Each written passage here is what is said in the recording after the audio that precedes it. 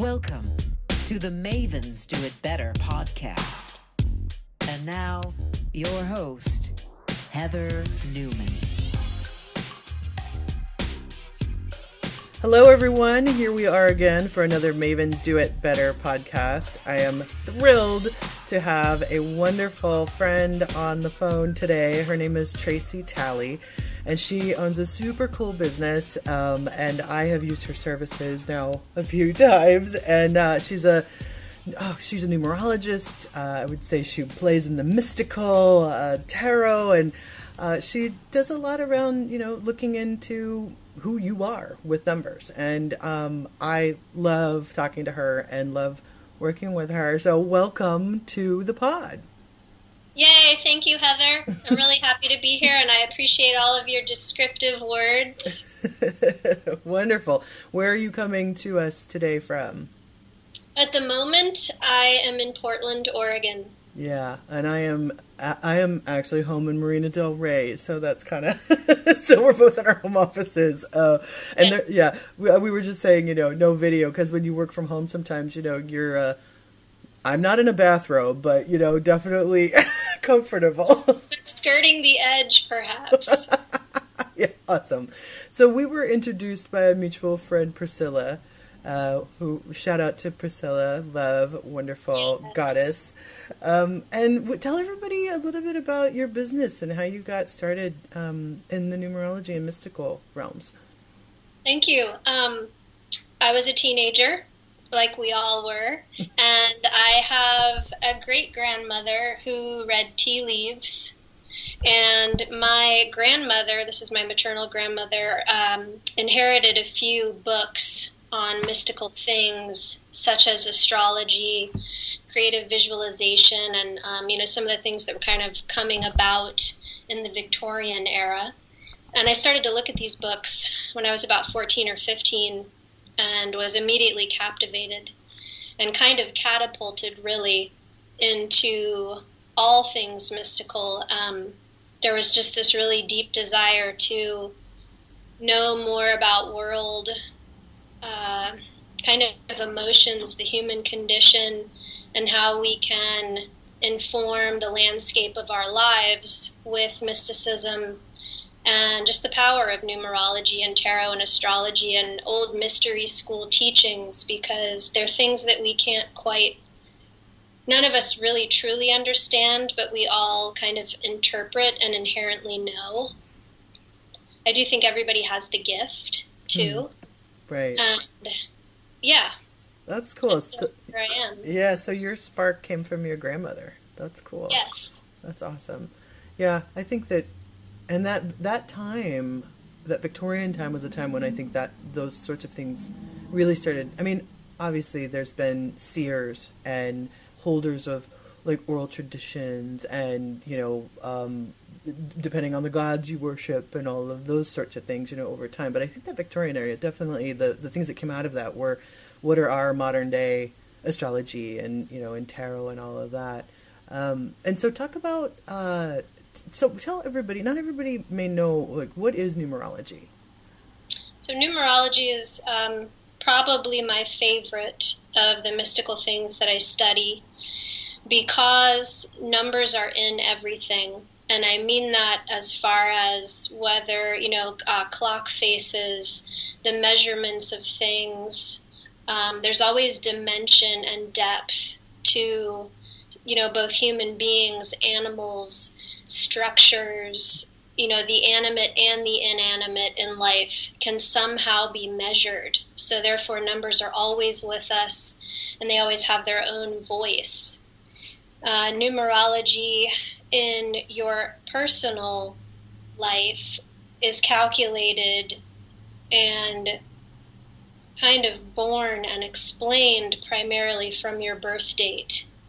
Right. The rest of the numbers will come from the numerological value of the vowels and the consonants in your name. So, yeah, and all of them have their own meanings, really based on scale, 1 to 9, 1 being the youth, and 9 being the elder. So you can even say, the inexperienced versus the experienced. Right. Yeah. And, kind of in the vein of numerology where each of the numbers 1 through 9 represent something, and then there's some special numbers as well, right, that are outside of 1 through 9, and 11, yeah? Exactly, you remember well, and 22. And 22, yeah. And, in any of these, if you're looking at astrology or tarot or numerology, there's lots of base in, so, each of the signs, right, they also have houses, and those houses mean something for the different sun signs of the astrological chart. And then same with tarot, with the major. Is it arcana or arcana? I really think it's open to interpretation. Most often I hear arcana. Arcana, yeah. So major and minor, right? So, and those each have an interpretation and numbers that go along with them. And so I think, do you find the relationship between those influence each other? They come from similar places. How different are they? Just in your study, because you study all of them, right? Right. I feel like they're all complementary, especially tarot, astrology, and numerology. Mm-hmm. I feel like, again, if you were to look at the numbers as the fundamental piece, we also see that, just as you stated, in the major arcana, mm-hmm. as well as the minor arcana in the tarot. We're going to have 1 through 22, and wow, there goes there's a correlation right there, is that the 22nd card of the major arcana, right, which is a master number in numerology, as well as through the minor arcana up to 78, those will all be lower echoes of the major arcana. Mm-hmm. So then whatever life path you might have, 1 through 9, 11, or 22, will have corresponding cards or archetypes mm-hmm. in all of the suits. And then astrology, just as you said, again, we have the 12 houses. And then you could even get into the minutia of the degrees. Oh my goodness. Which, I know, with which the coordinates, right? What time were you born? If you were born at 11 a.m., then the 11 is going to hold some significance there too, much as if you were born on the 11th day of a month, right, etc. Yeah. Okay, right. So if you were born on 11/22, or all of that. Yeah. No, I and with the numerology, because that's one of the things that we've done together, is we talk about sort of the differences between the sort of readings you do, because we did sort of the initial one, and then I guess maybe I call it a tune-up, if you will. That's what recently, to look at those things. We talk about that and how those are different, and what's that about? Yes. Sure. I recommend, and one of my favorite readings is, I call it the code reading, and that consists of 4 numbers. These are all personal, and they are, again, calculated from birth date and numerological values and consonants and vowels in your name. The first one is the life lesson number. The second number is the soul number. The third number is the personality number, which is akin to the rising sign in astrology. And the fourth number is your destiny number. So I always like to appoint keywords to those 4 numbers. The life lesson number is what you're here to learn. The soul number is what you arrive here already knowing. The personality number is who you are to others, how you're perceived. And the destiny number is what you are here to do. So learn, know, are, do. Gotcha. Initial code reading, then what we can do is we can build on a forecast reading, and this is where we get more in depth and maybe even have a little bit more fun. Yep. What we'll do is we're going to map out a personal year. Everybody's birthday begins a new 12-month cycle. This is my favorite part. It's a good part. I've written about this and said I learned this from you, so I love this part. So go ahead. I love this part. Yes. And I think people should be excited. The night before your birthday, I always call that your New Year's Eve. Mm-hmm. So it's kind of saying farewell to the personal year that you just had, and then also welcoming with open arms, new eyes, and opportunity the year that's coming in. When you are doing a forecast reading, then what we'll do is we'll calculate your 12 months ahead, and that will be the personal year. That will also be, there are 3 4-month periods that all have a numerological vibration, as well as each month inside the year will also have its own.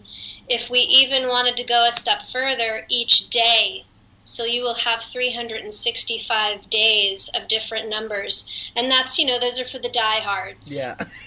The deep. Yes. So, and then there's a half birthday illumination. So that's for people that kind of want, I think that's, like you said, a tune-up. If you come to your half birthday and you're like, I really just kind of want to talk about what's happened so far, and maybe touch base and get a refreshing perspective on the last 6 months of my personal year, those are great too, to just kind of come in and check in. Yep. Yeah. Those are primarily the 3 readings. There's also a big one where you can do the whole kit and caboodle, which is you'll do the code reading, and then you'll also capitalize on that by getting a forecast at the same time. Right. Yeah. No, that's...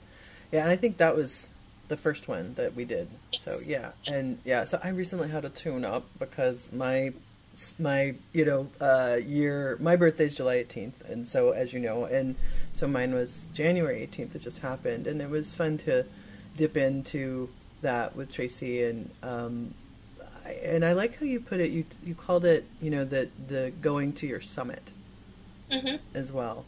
That you kind of work from your birthday till your half birthday, and that's kind of the summit, and then you make hay, kind of, if you will, out of sort of the things that you worked on till you renew again. And depending on when your birthday is in the Gregorian calendar too, how does that play off of it a little bit? What do you think? Well, I mean, that's an interesting question, because I think there are a lot of people that might question numerology because there are different calendars. Mm-hmm. I've also had some people ask me, what if my name is French? Right?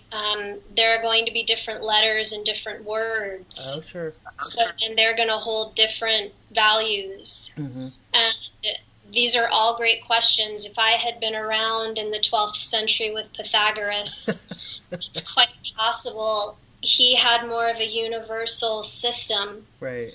But, again, I love what I do. I also always want to cast it as novelty. Mm-hmm. So it's a nice supplement and guide to illustrate in a more colorful way how we live our life, who we are, and possibly where we're going. Mm-hmm. And if you can let it be that kind of entertainment and insight, I do think you get the most out of it. Yeah, I agree. I mean, for me, when it's fun, and it's all about you. Yes, is it a construct of numbers and things that, somebody created and came up with? Sure. But at the same time, I mean, there's so many things in life that are, right? That exactly. we buy into. But it is one of those things that I really enjoy, astrology as well. But numerology, how you described it about, that there are numbers and everything, and that it is truly about when you were born and your name and all of that. And so it's this sort of dive into kind of your own personal space in the world as it relates to this construct or this, this system, if you will. And I find it fun. Do you get people I would assume that people that sort of come to you and ask you to do this kind of thing, do you have people that ask you and then they're like, I don't believe in any of this stuff, or you know what I mean? Or is it mostly people are like, oh, I love it, and yay, let's do this, There's actually, that's a good question. There's a combination. I'll definitely have some skeptics. Yeah. But those skeptics are absolutely leaning towards the wanting to believe.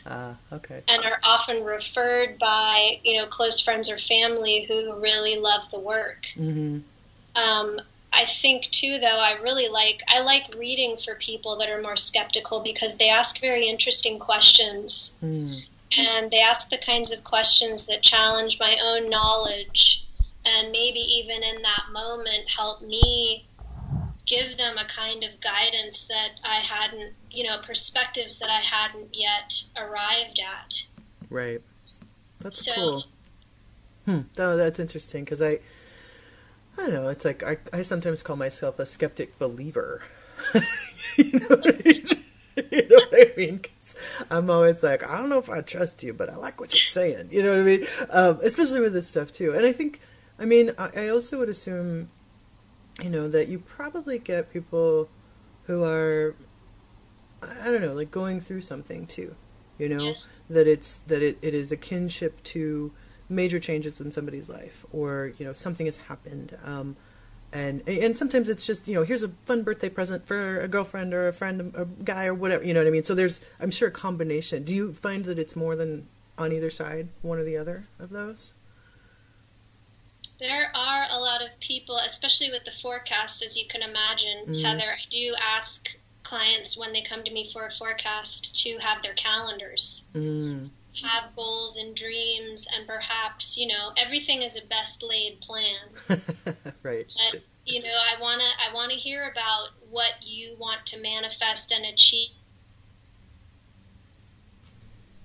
in the year, when the best time is to do that. And those, that definitely lends itself to people that, I had a client last year who had to leave her husband.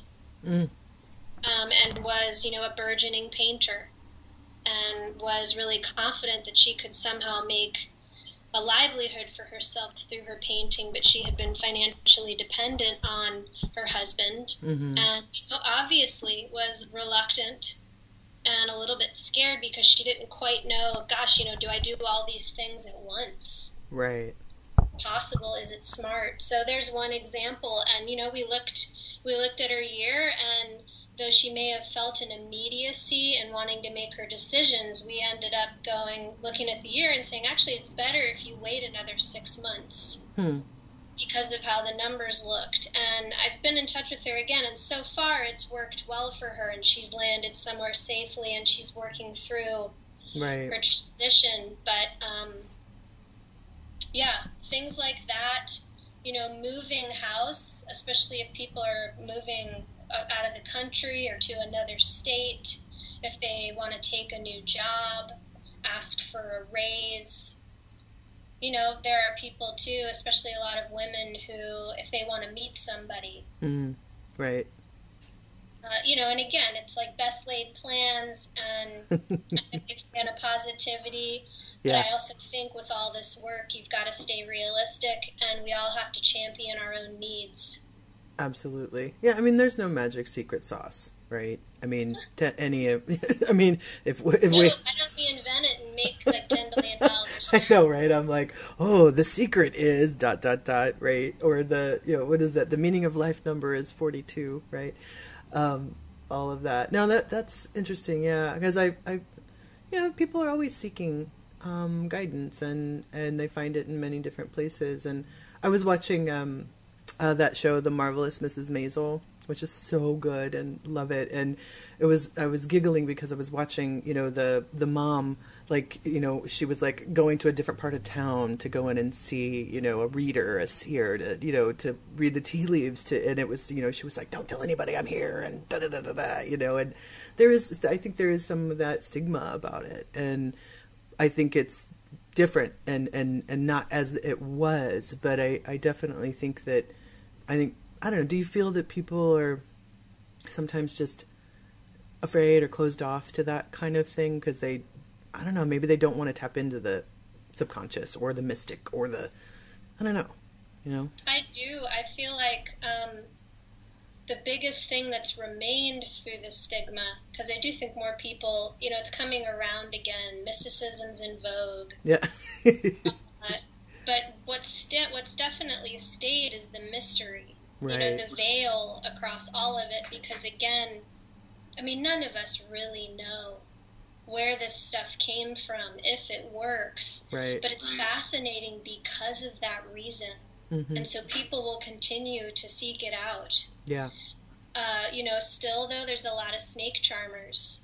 Yes. And there are, of course, certain people that don't want anyone to know that they're perhaps going to these really gifted readers for information that's going to help inform, what they do next, especially if it's an important decision. Right.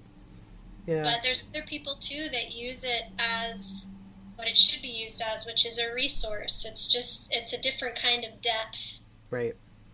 Yeah. And I think, do you feel, because we talked about, there are numbers that are important in my life, and you know what those are, and we've talked about that before, where it's not just, it's like things happen, it's sort of births, deaths, anniversaries, whatever, all of that stuff. And I know for me, I've sort of always had that, but I didn't maybe put my finger on it till we did our reading, and I was like, oh my goodness, these are the days when things happen in my life. I know, and I keep saying that I don't play the lottery enough on those numbers, and I probably should do it more. Should. It can't hurt. Yeah, but I think, do you feel like that once you sort of open yourself up to that, you start seeing it in everything, Yes. Yeah. I think, those are like those little feathers we put in our hat. Yeah. When you see a number all the time, there is significance to that number, and not only maybe to what it might universally mean, but ultimately what it means to you. Right. What is happening when you see this number, when you hear this number, when you know this number is a part of this moment in your life that you're witnessing, what is the deeper meaning as you know it? And then you put that up against what else might be known about it, and you come up with your own cocktail of reasoning and magic about what it possibly could be suggesting to you. Yeah. I like that. Yeah, I just find it, because I do find that, when I meet somebody, when I figure out what their birthday is, and I really connect with them, it usually falls on one of those numbers. Or something, or something about them, or a kid of theirs, or whatever. It's very funny that way. I don't know. I thought I'd ask you too, as really kind of a mega businesswoman empire that you are. How do you, how often might you hear of or see people using, mysticism, or let's even just call it modern fortune telling, right? Sure. Like the Egyptian pharaohs did, or even President Reagan, Nancy had an astrologer. How often do you see that in big business, if at all? I see it. I don't see it usually out front.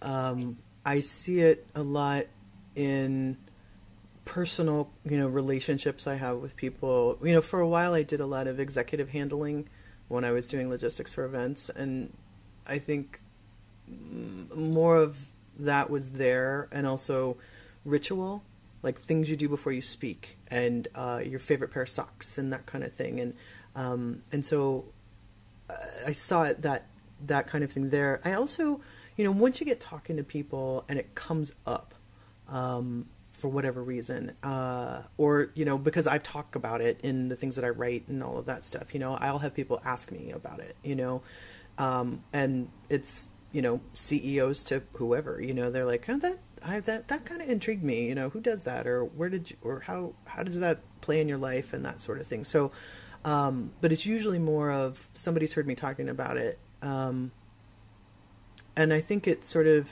in sports, I think I have a few friends who are athletes, and I think it definitely is there's more sort of, I guess, superstition in that, and even in entertainment. People, especially who are performing, there's a lot of that, what they do before they go on and that kind of thing. I see it definitely there. And then there's some people I know that, I know that they pull a tarot card every morning, or they'll do the three, the set of three as well. And there's been a lot of talk. I've seen more people in the world paying attention to the full moons. We had so many interesting things happen in the last year or so with eclipses and, the blood moon and things happening only, once in a blue moon. It seems to me more people are talking about those things than they have in the past, you know? Yeah. It could be the zeitgeist of our time. I don't know, you know, the landscape of our world with, you know, depending on whatever you believe, but, you know, the negative 50 that's happening in, you know, Minneapolis today, and polar vortexes and hurricanes and all that stuff. I think there's a need for the mystic and the centering and the looking into self of things that are about you, in addition to whatever religion you happen to practice or not, or your spirituality practices or not. So yeah, I don't know. That's kind of where I see it, where I have seen it, I guess. Yeah. When they need just a little something extra, especially to echo your point, talking about, you know, not only the climate of the world, but the political climate. Yes. You know, even just how busy people are. Yeah. It's like this thing that you can do independently of anything else. Mm-hmm. Even if we sit quietly for 5 minutes and we ask our higher self a question, you know, the mystical, definitely, those are, again, those resources or tools. They're instruments to getting deeper with our higher self. Yeah. So it makes sense to me, too, that it's not out front, right? It's like really kind of beautiful that it's not. Yeah. I think, you know, meditation, I think, has become a huge piece of, especially with the apps. You know, you've got a ton of apps that are, you know, about meditation, that are about shutting off your social media for a certain amount of time a day and that sort of thing. So I think that connection to higher self and grounding, I know that for me, I dabbled in meditation, I would say, and I've had it become more a part of my life, and I really... It's changed so much for me, and especially before I go on and speak, you know, and not being in the rabble of, you know, everybody backstage and stuff. Like, I'm like, I'm going to go away for 10 minutes and I'll be back, you know, kind of thing. And I see more and more people doing that sort of thing, for sure, more than ever, you know. I think there was probably you know, when yoga really came into the United States, I think there was like a push around that. But I see, you know, I have friends that teach Reiki and, you know, mantras and mudras and all of that stuff. Especially, okay, I live in California. I mean, you live in Oregon. We're pretty crunchy, right? So, you know. West Coast. Yeah, West Coast.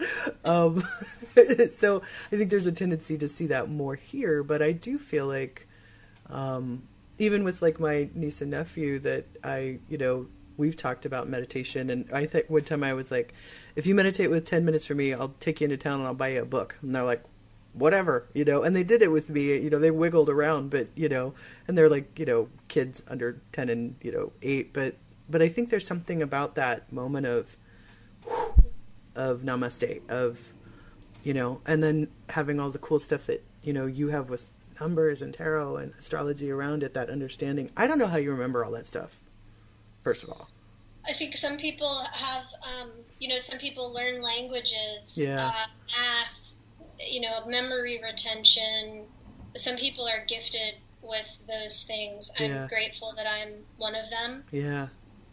But, you know, I think anybody that has an ability to recognize patterns. Right. You know, and maybe track a certain kind of analysis. Mm-hmm. So everyone has special gifts. Yeah. And specialties. Mm-hmm. For sure. And also, right, it all comes through practice and mastery. Right. Yeah. Yeah. 10,000 hours, right? Right. What they say. Like, yeah. We can't all be the Beatles, but we can try. Yeah. That's where I got the word Maven from, was that book too, that tipping point for sure. Nice. So, Malcolm Gladwell. yeah, he's the man. He's brilliant. Speaking of patterns, I mean, that's something I think in numerology that, and it's, you know, it's something in everything where it's that pattern recognition, you know, and we talk a lot about that in technology too, of, you know, people who develop code and all of that stuff. And so there's that pattern recognition. I wonder, it would be interesting to know and think about somebody who's got a developer mind like that, how numerology would play with them, you know? Yeah, and I think the biggest hurdle would be getting them to want to. Yeah. You know, sure. not just cast it off. Mm-hmm. Right. So, and I'm sure there are software developers out there and, you know, computer science people that would be intrigued. Yeah. But I also think that they'd want facts. Yes. Right. And that's something that you can never really produce out of the mystical realms. Right. So, again, right, just like you said, you're going to have to be like a skeptic believer. Yeah, completely. To really come to a mystical person. Yeah. With technology and say, well, explain this. Yeah, absolutely. I think that's an interesting idea too. Yeah, and I think, to me, the entering into the mystic, the higher consciousness, the higher self, that's where true creativity, I think, really comes from. And so if you are somebody who is building and a maker and a developer or whatever, and it doesn't have to be computers, whatever, but like even just the time, somebody was saying to me the other day that they don't work the last week of the month, wow, and on Fridays. And I was like, how do you do that? You know? And they were like, I have to have time to be creative, to get to my higher self, to have the brilliant ideas, and I am unbelievably more productive. I was like, wow. Yeah. I was like, good on you. Yeah, I know. I was like, good on you. So yeah. So anyway, well, so couple things. I want to ask you one more question, but I just wanted to tell our listeners that Tracy has offered a wonderful discount for those of you who would like to check out her numerology readings, the code and the year as well. And so it's 30% off is what you're giving. It is. Just Amazing. For your listeners, Heather. You're awesome. Yeah, thank you. That's so exciting. And we'll create the code and put the code in the... Yep, the code is Mavens Do It Better. Perfect. All one word, and they will, if you put it in at checkout, you'll get your 30%, and the website is themystical.life. And I hope that all of your listeners feel a desire and inspiration to come for a reading. I do too, because it's totally awesome. So I guess last question. So like I know it was with your grandmother and the tea leaves. Like I guess where was what was that one moment where you dropped in, where you were like, bam, this is what I want to do. This is the company. This is my thing. Well, it's interesting. The kind of inception point is when I was given an astrology book when I was 14 by my grandmother, and I still have it. It's a huge, thick, hardbound reference book, and it actually shows you how to draw your own natal chart. Ooh. So wow. I had, all my pencils, my pens, my protractor. I got a big bucket to make the perfect circle. And I spent probably 2 days going down to the degrees to make my own birth chart. Right. And it was a similar thing that happened with numerology and tarot. With tarot, it was like getting my first deck. Right. Boom. And with numerology, it was, I think it all started with, there's a book called The Way of the Shaman. Mm-hmm. And this is a book that's kind of required reading in mystery schools. And I started to, cover that list. Right. There's kind of this universal list. And there are countless books on numerology. And it was a similar thing where you're drawing a chart, you're drawing triangles and squares that correspond to different decades in your life. Gotcha. Wow. And so I got down on that and drew that and was just like, holy shit, this is incredible stuff. Everybody should do this. So it all just kind of came together, and I had, lots of friends and kind of grassroots clients for years saying, you need to make a website, you need to make a website, you need to do this. And I did about 10 years ago. That's awesome. And so it's been kind of up and running and growing, and everything's word of mouth. I don't really advertise. Yeah. It's awesome. You are such a light, and it's so cool to know you. And it's what's cool.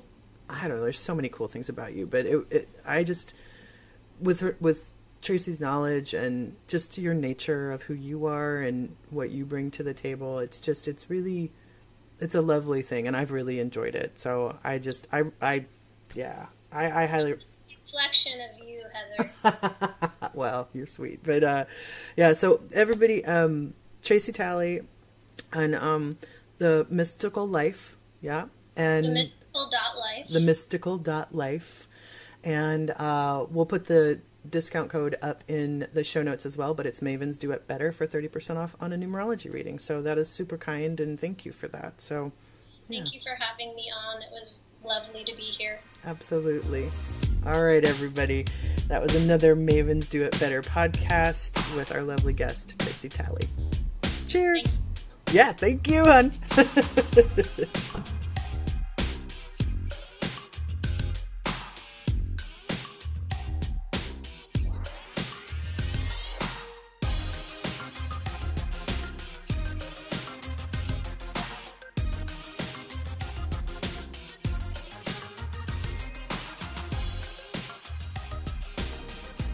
The original music on this podcast was created by Jesse Case.